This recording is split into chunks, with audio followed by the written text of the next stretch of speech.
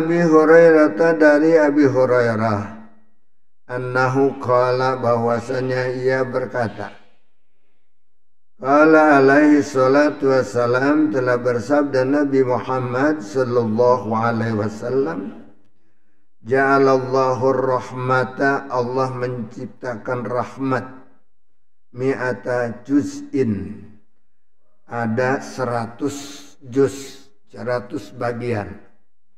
Rahmat Allah ciptakan ada 100 bagian. Ya. Fa'amsaka indahu tis'atan wa tis'ina. Yang ditahan, yang dipegang oleh Allah Ta'ala ada 99. Wa anzala fil ardi juz'an wahidan. Dan yang Allah turunkan ke muka bumi hanya satu bagian, 1%. Famin dalika tatarahamu al-khalaiq hatta tarfa'az zabatu hafiroha. Maka yang satu itu pun adalah diantaranya yang Allah berikan rahmat kepada hambanya di muka bumi. Famin dalika, maka daripada itu yang satu perkara itu apa? Tatarahamul khalaiq, saling kasih sayang makhluk-makhluknya. Ya, kita nih saling kasih sayang, jangan saling membenci, jangan saling marah, jelek-jelekin, jangan. Ya, jangan, nggak boleh sesama makhluk kita. Dan harus husnuzon, bersihkan hati, jangan dengki. Jangan ada dendam kepada sesama kita. Nah, itu orang yang sudah mendapatkan rahmat dari Allah Subhanahu wa Ta'ala. Luar biasa. Rahmat dari Allah. Orang kalau masih ada sifat dendam, sifat benci, sifat kesel yang terus-terusan disimpan, gak pernah dihilangin. Gua kalau dia nggak minta maaf, gua kapan juga gua nggak maafin. Nah, ini adalah penyakit hati yang membuat hidup kita susah, yang membuat kita hidup bingung. Kalau punya urusan senantiasa pikirin puyeng kita bagaimana caranya. Melihat orang benci mulu, apalagi orang yang kita benci. Waduh, itu adalah satu penyakit yang luar biasa.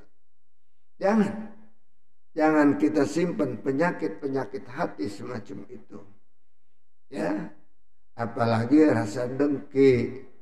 Kalau orang punya nikmat, dia harapin ambruk juga tuh orang. Kayak dia juga ambruknya. Ambruk, dia nggak mau. Nikmat dinikmatin oleh orang lain yang Allah berikan kepada seseorang. Kalau memang dia berikan, dia mengharapkan mau dia juga sama. Tapi kalau memang dia tidak diberikan, jangan diberikan kepada orang lain. Ini orang dengki. Jangan kita tiru hati yang semacam itu. Harusnya sebanyak orang itu harus kita banyak husnuzon. Ya. Sedangkan di sini diantaranya hatta tarfa'az zabatu hafiroha. Sehingga ada seekor hewan. Kalau jalan dia senantiasa, kalau tidur dia angkat badannya. Nah, kalau jalan dia angkat kakinya, jangan sampai nginjek anaknya. Jangan sampai nginjek anaknya umpamanya, ya. Anwaladiha, daripada anaknya. Kenapa? Dia angkat itu kakinya khosyatan ayyusibahud darar. Dia takut menimpa keinjak kepada anaknya. Coba kita lihat hewan ayam. Ayam kasih sayangnya bukan main dengan anak-anaknya. Ya kan? Dulu pernah diceritakan tentang ayam yang begitu hebatnya Allah turunkan rahmat kepada ayam. Sebab apa? Ayam diberikan rahmat oleh Allah, rajin bangun malam. Dia malam tidur. Makanya ayam kotok kalau malam. Makanya disebut juga apa? Kalau ada kotoran kotok kata kotoran ayam. Ya, nah, itu ada yang bilang kotorannya. Sebab ayam ini betul-betul termasuk hewan yang berkah. Berkah. Sebab apa? Rajin bangun malam. Bukannya bangun doang dia bangunin kita. Kukuruklu. Aduh, luar biasa nikmatnya. Jadi pengen miara ayam jago nih, biar bangunin kita. Iya, ini di sebelah ada nih. Atau masih ada kan di sebelah nih yang miara ayam itu suka bangunin kita. Dia tuh melihat malaikat-malaikat yang pada turun dari langit. Kemana? Ke permukaan bumi mengharapkan apa yang diharapkan? Mana hamba-hambaku yang sedang meminta, yang sedang sujud, yang sedang ibadah. Maka apabila dia sedang ibadah, sedang meminta, maka Allah Subhanahu wa taala menjanjikan akan memberi apa yang dia minta. Kalau dia lagi punya butuh, tengah malam itu minta kepada Allah, akan dikabulkan segala kebutuhan. Kalau dia lagi punya dosa, dia istighfar, diampuni dosa-dosanya oleh Allah Ta'ala. Itu pekerjaan malam. Berkahnya ayam, suka bangun malam. Makanya saya sangat menganjurkan kepada anak-anak ini, santri-santri kita, dari kecil biasakan bangun malam. Ya, jangan udah subuh baru kita bangun. Sebelum subuh, supaya kita bisa menikmati sholat tahajud. Nikmatnya luar biasa sholat tahajud. Baru takbiratul ihram aja udah keluar air mata. Kalau kita memang khusyuk di dalam ibadah, rasanya kecil banget, kita nggak punya apa-apa. La haula wa la quwata illa billah. Subhanallah. Ya. Lebih-lebih nanti di bulan Sya'ban ini. Di bulan yang penuh berkah ini, Allah akan ampuni semuanya dosa-dosa kita. Kecuali masih ada dosa-dosa yang tidak dimaafkan oleh Allah. Masih ada. Dosa kepada siapa? Kepada orang tua. Nah itu urusannya sama orang tua. Sebab apa? Itu urusannya kepada hamba Allah yang lain, bukan kepada Allah. Kalau dosa kepada Allah, Allah siap maafkan semuanya dosa-dosa kita. Barangkali malas ngaji, malas ibadah yang mempunyai keutamaan. Sholat asal sholat aja, nggak ada sholat sunnahnya. Qobliyah ba'diyah ditinggalkan, boro-boro dia baca doa, dia baca wiridan, dia baca Al-Quran, boro-boro. Sholat kadang-kadang itu juga kalau lagi dia rajin, ya kalau dia males mah sholat juga kagak kadang-kadang. Na'udzubillah min. Nah ini orang yang belum mendapat rahmat dari Allah Subhanahu wa ta'ala, belum sayang kepada dirinya, belum paham menyayangi diri kita sendiri. Oleh karena itu kepada seluruh jamaah, mari sama-sama kita sayangi diri kita. Jangan kita campakkan diri kita ke dalam neraka, kepada suatu tempat yang sangat terhina. Kita jatuhkan diri kita ke dunia kepada tempat-tempat yang mulia. Sebab kita ingin hidup sebagai hamba Allah yang mulia. Hambakan diri kepada Allah Subhanahu wa ta'ala. Terutama di bulan Sya'ban saat ini nih. Mudah-mudahan bulan yang penuh berkah ini, kan udah doa terus kita tuh. Dari bulan apa? Bulan Rajab. Supaya berkah. Allahumma barik lana fi Rajaba wa Sya'bana wa ballighna Ramadan. Ya Allah, berikanlah keberkahan kami di bulan Rajab, juga bulan Sya'ban. dan sampaikan usia kami, umur kami sampai masuk bulan Ramadan. Mau ngapain di Ramadan? Ibadah. Di bulan Ramadan itu penuh ya, bonus dari Allah. Kalau kita ibadah di bulan Ramadan lebih mulia. Makanya rencana saya Sabtu subuh tidak ada libur di Ramadan. Bagaimana? Siap? Siap. Tidak ada libur di Ramadan. Sebab subuh ini paling kalau kita di rumah tidur pulang dari masjid. Ya kan?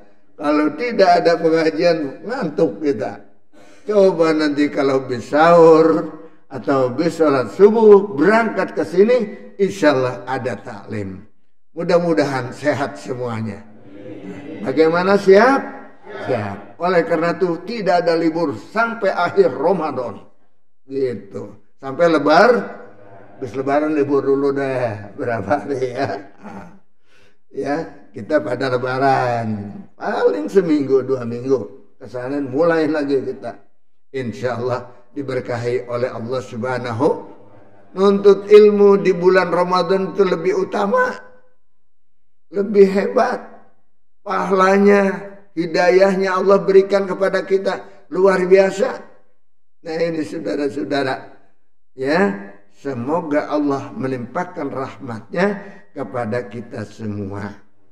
Ya, jadi dosa-dosa yang tidak dimaafkan oleh Allah itu diantaranya kalau di bulan Sya'ban ini adalah Allah akan ampuni dosa-dosa kita semuanya terhadap Allah, tapi ada beberapa dosa yang tidak dimaafkan.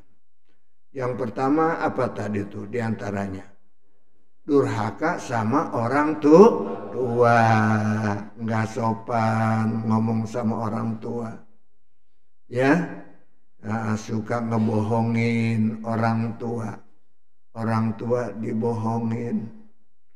Uang katanya buat tambah ini kegiatan itu, padahal mah kagak. Buat jajan, kadang-kadang buat beli pulsa, kadang-kadang buat macem-macem. Ngakunya katanya kebutuhan pondok, katanya kebutuhan sekolah. Begitu juga orang tua dibohongin. Apa itu? Orang tua mah nggak tahu. Dia durhaka kepada orang tua, dia nggak terasa sebab orang tuanya nggak tahu, diem aja.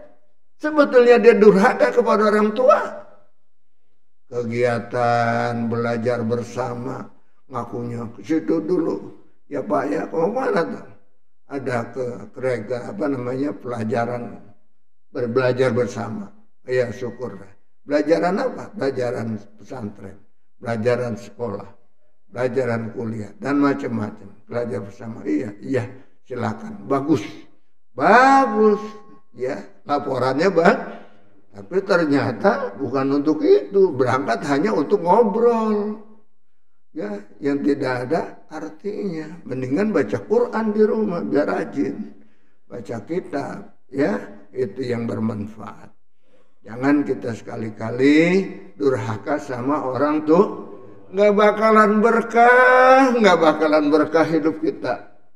Ya, kalau tidak menuntut ridho dari orang tua.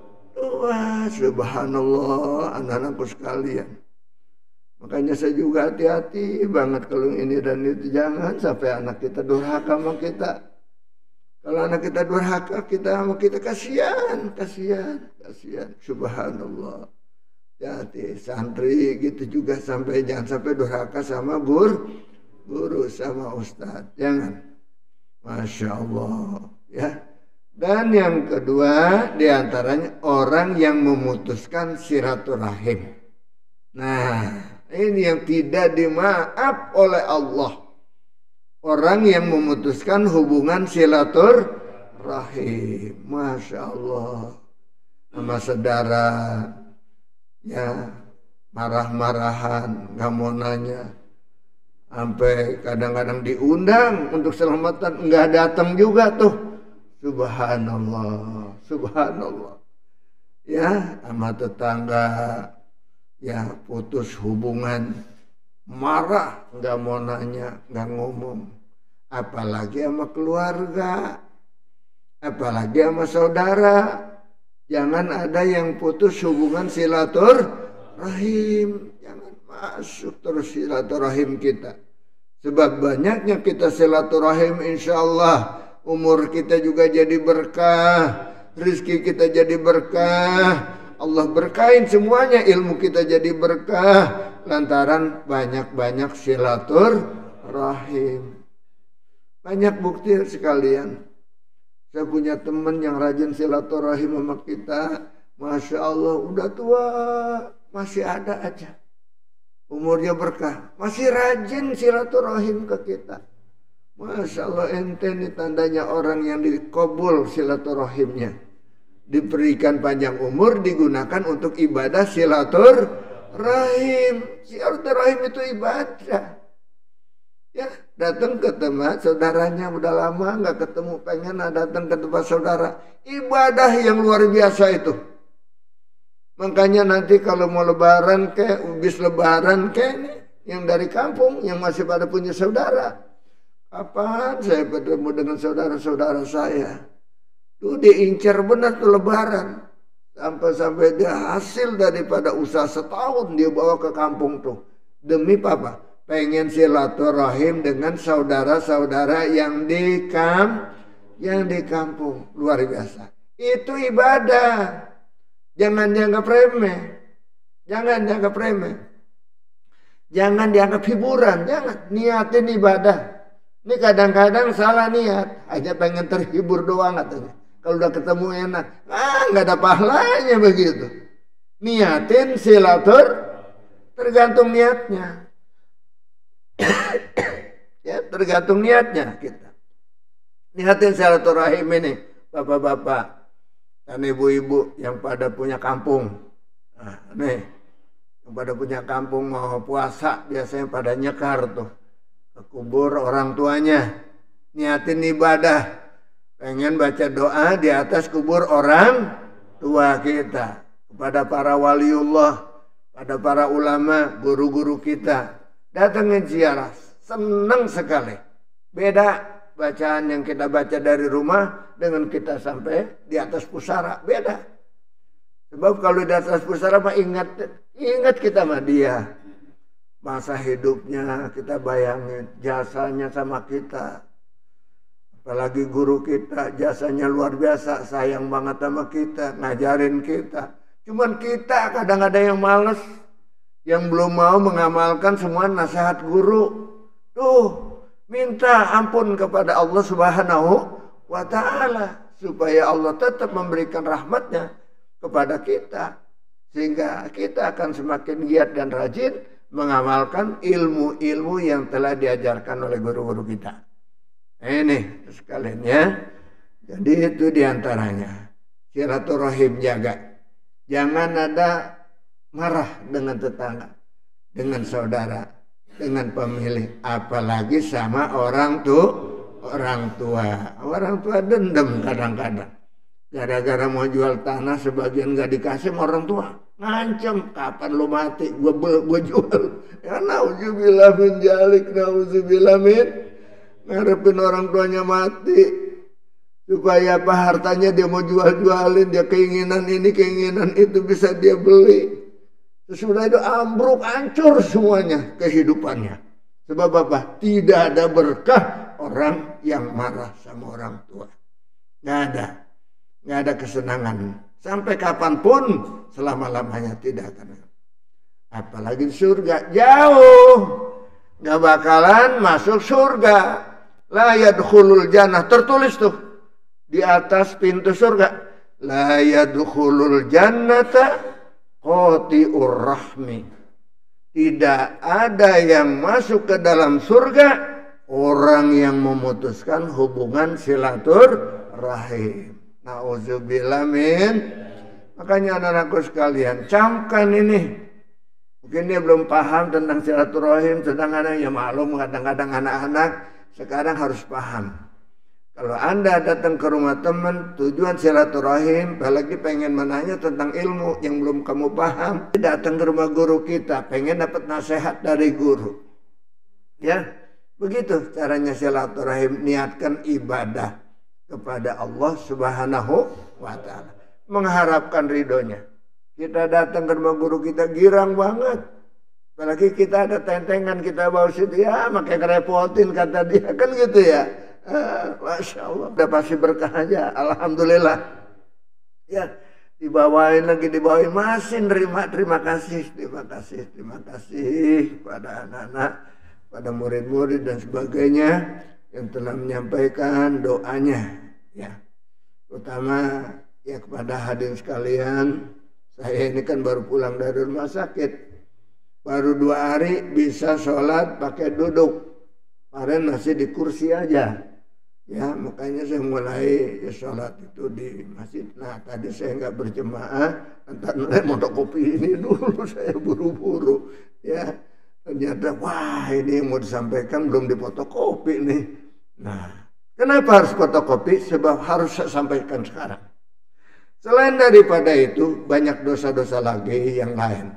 Pemabok, pezina yang belum tobat dan sebagainya, ya, itu tidak akan dimaafkan oleh Allah Subhanahu wa taala kecuali dia kembali benar-benar bertobat pada malam nisfu, insyaallah diterima. Jangan terulang lagi perbuatan dosa yang kamu lakukan. Lalu silaturahim dengan orang sebelum nisfu kamu datengin.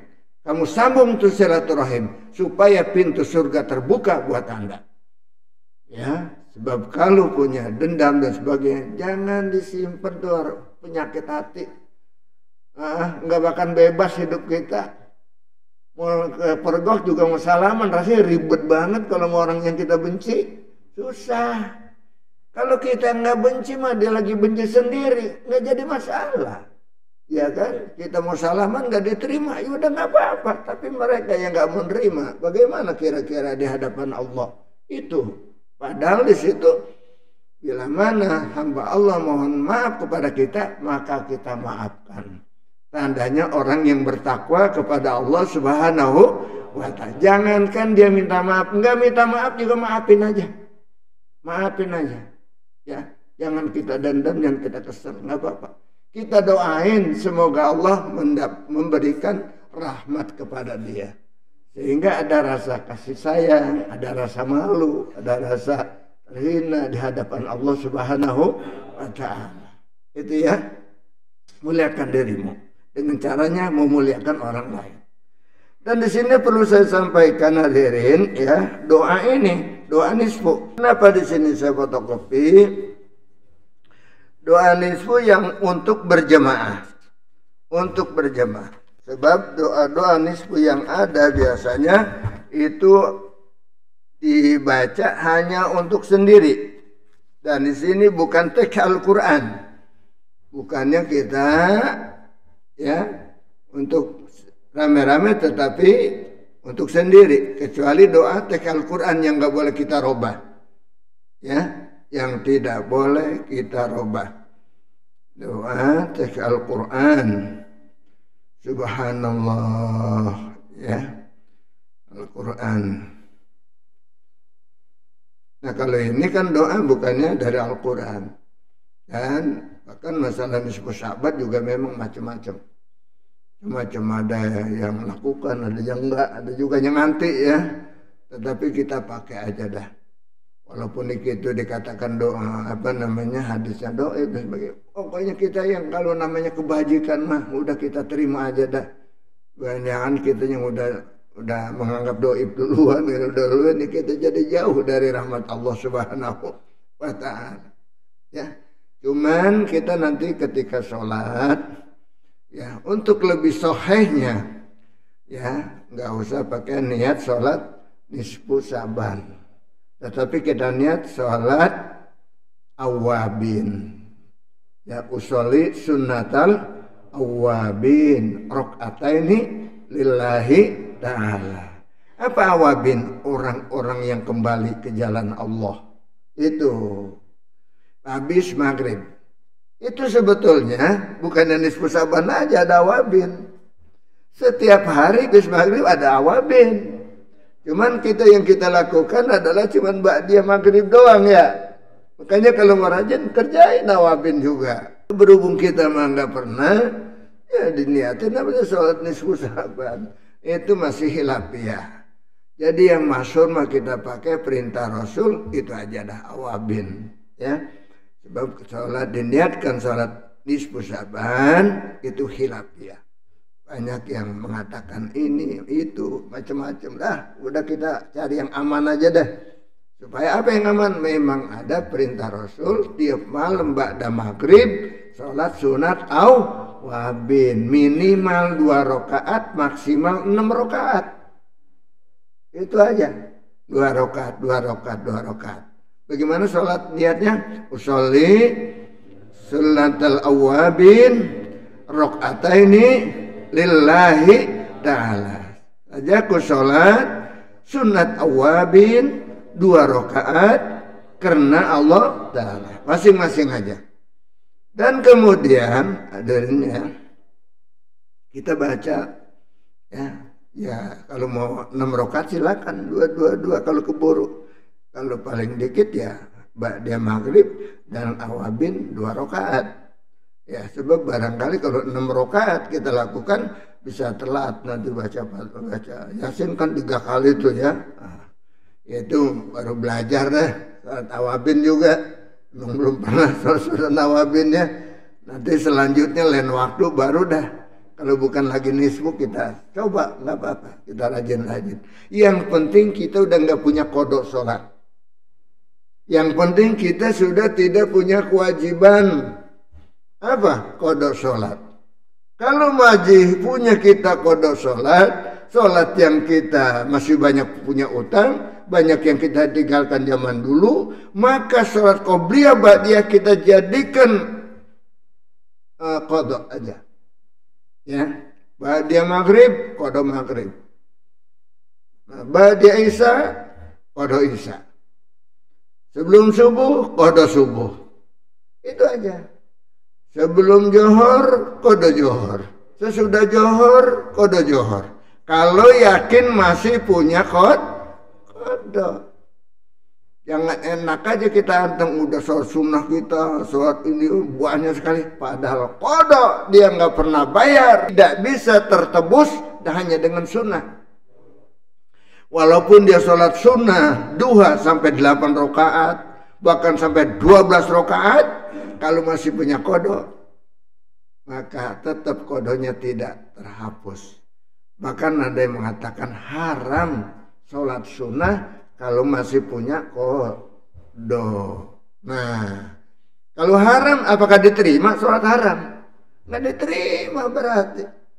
Oleh karena itu kodok yang sangat penting. Saya sangat menganjurkan kepada saudara-saudara pada jemaah semuanya. Kalau masih punya kodok, maka kita lakukan sholat kodok. Qobliyah dan ba'diyah jadikan sholat kodok. Paham nih? Ini dalam rangka kita menghadapi bulan dalam hadap nisfu Sa'ban dan menghadapi bulan Ramadan. Ya.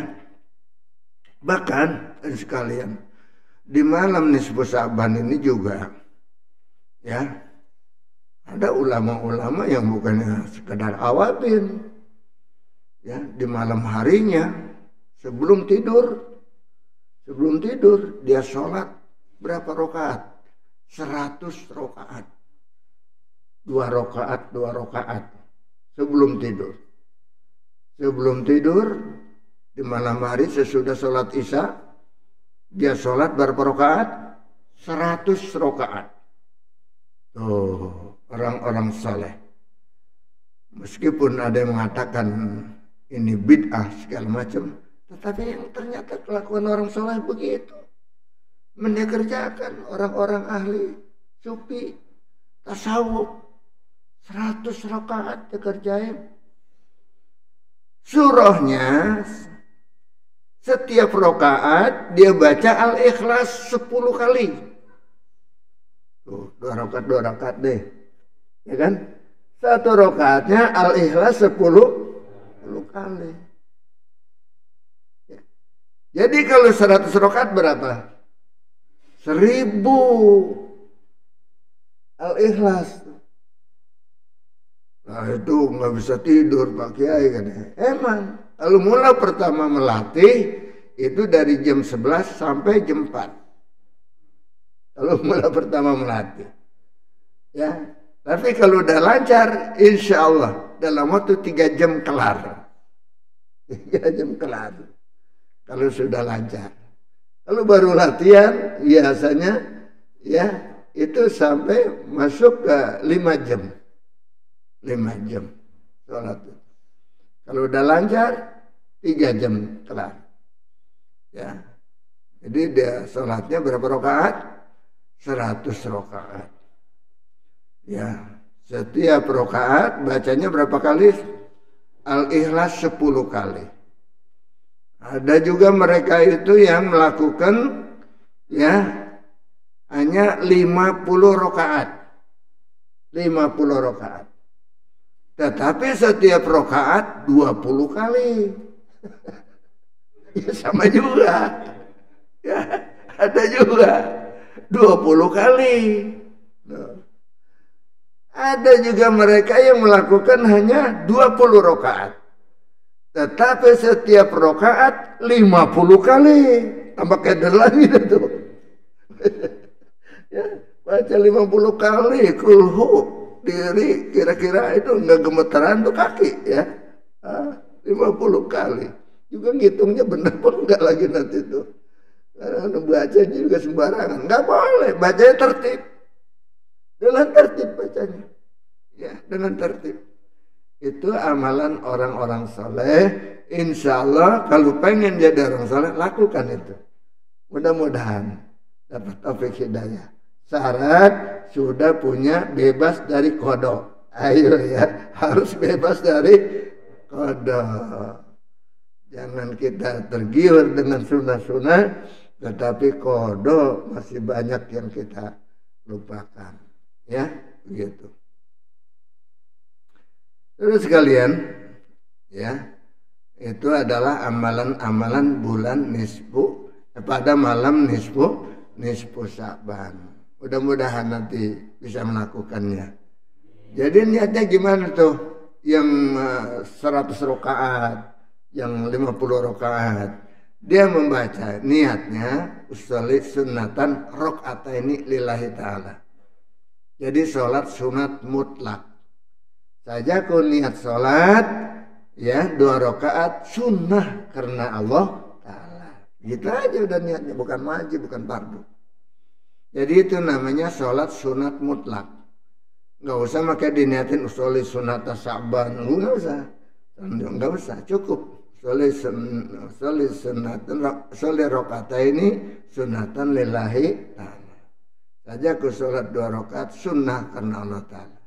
Barangkali mau coba-coba gitu, umpamanya kan dapat 2 rakaat kan lu gitu ya. Belum dapat 100 rakaat ya. Baru dapat 20 rakaat udah angob mulu ya udah. Ya terserah mau coba-coba nggak apa-apa. Bertahap mungkin tahun depan kita meningkat ya. Kan kita nggak biasain tuh baru mau coba. Sebab kadang-kadang kaget juga. Kalau baru mau cobain itu mau langsung. Kadang-kadang kaget juga. Ya itu kita lakukan. Mudah-mudahan itu bisa kita lakukan. Nah ini doa nisfu Sya'ban ada biasanya itu dibaca hanya untuk sendiri. Sedangkan di sini saya memberikan teks adalah bila mana kita berjamaah, jamaah itu adalah amin amin amin aja. Ini doanya kita baca, yaitu dengan jama, dengan berjamaah. Ya seperti ini. Bismillahirrahmanirrahim. Allahumma ya zalmanni wala yumannu alaika ya zal jalali wal ikram ya zat tawli wal in'ami la ilaha illa anta zuharal lazin wajajar mustajirin wa jarul mustajirin wa amanal khaifin. Allahumma in kunta katabtana indaka fi ummil kitab ashqiya'a au mahrumin au matrudin au muktarin alaina fir rizki famhu Allahumma bifadlika fi ummil kitabi syakawatana wa hirmanana wa tordana waqtitara arzakina wasbitna indaka fi ummil kitab su'ada'a marzukina muwaffaqina lil khairat fa innaka qulta wa qaulukal haqqu fi kitabikal munazzali ala nabiyyikal mursal yamhullahu ma yasha'u wa yusbitu wa indahu ummul kitab ilahana bitajallil a'zam fi laylatin nisfi min syahri sya'ban al-mukarram allati yufraku fiha kullu amrin hakim wa yubram isrif anna minal bala'i ma na'lamu wa ma la na'lam wa anta allamul ghuyub bi rahmatika ya arhamar rahimin. Ya, itu jadi ini untuk berjamaah ya, ustaz-ustaz yang pada mimpin itu dengan doa ini nanti ketika kita kita sedang malam nisfu, yaitu ntar malam ini, ntar malam jatuhnya. Makanya pas banget ini, ya. Saya nggak bisa saya tunda lagi, mau kopi tadi buru-buru saya. Paling nggak nih Ustadz ada 10 orang itulah paling nggak. Makanya saya bikin polset aja dah, berkeburu, ya. Kalau santri nanti belakangan lu deh, ya. Santri mah nanti banyak waktu belajar pada kita. Mudah-mudahan ini bermanfaat buat kita semuanya.